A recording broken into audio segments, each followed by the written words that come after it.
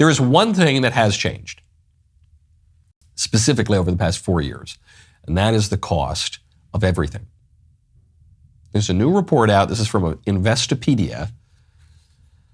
The cost of the American dream, as many people understand it today, the lifetime cost, take a guess. I told you at the top of the show, but if you weren't paying attention or you were just tuning in now,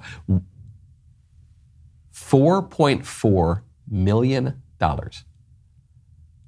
If you want to have the American dream as it is presently understood, over the course of your life, that will require $4.4 million. That's a lot of scratch. How? What's the breakdown? According to Investopedia, you need $1.6 million for retirement. You need $930,000 for home ownership.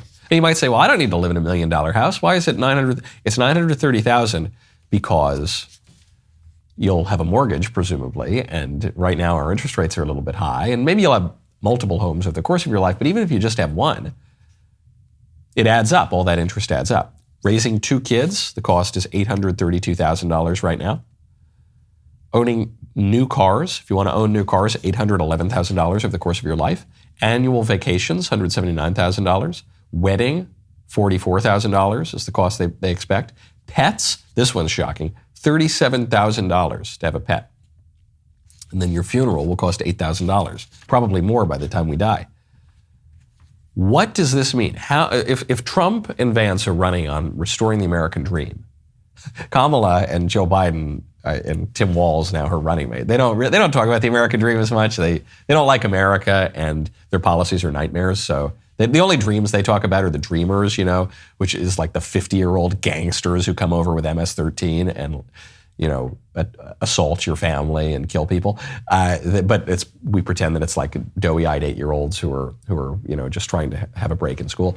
In any case, they don't really talk about that. It's Trump and Vance. How are they going to restore the American dream? Well, we need one thing that the Republicans are offering that the Democrats are not. That's pro-growth policies. It means you really do need to grow the economy. There's no substitute for winning. You have to expand the pie. You need to get America growing again.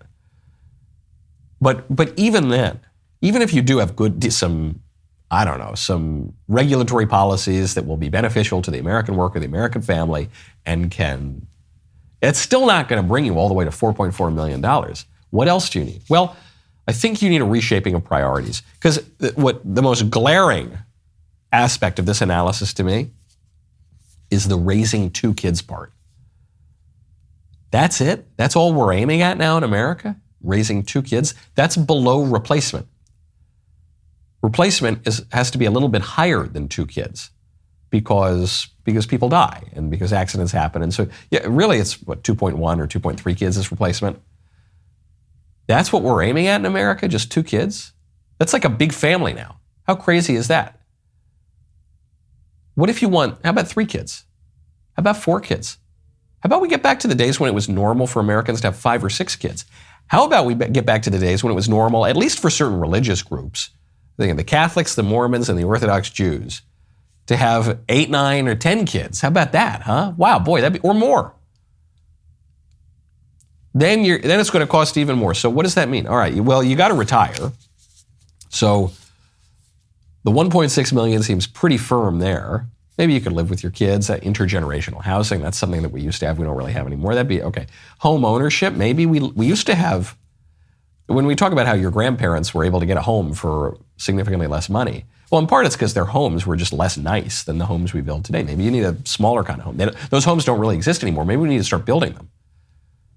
Raising 2 kids, that's going to cost a lot to raise. Maybe you don't send your kid to the private school. Maybe you don't buy your kid the nicest new electronics or the nicest new clothing. But maybe you don't have to buy all the nicest food, but you buy the normal food and you buy the less expensive clothing.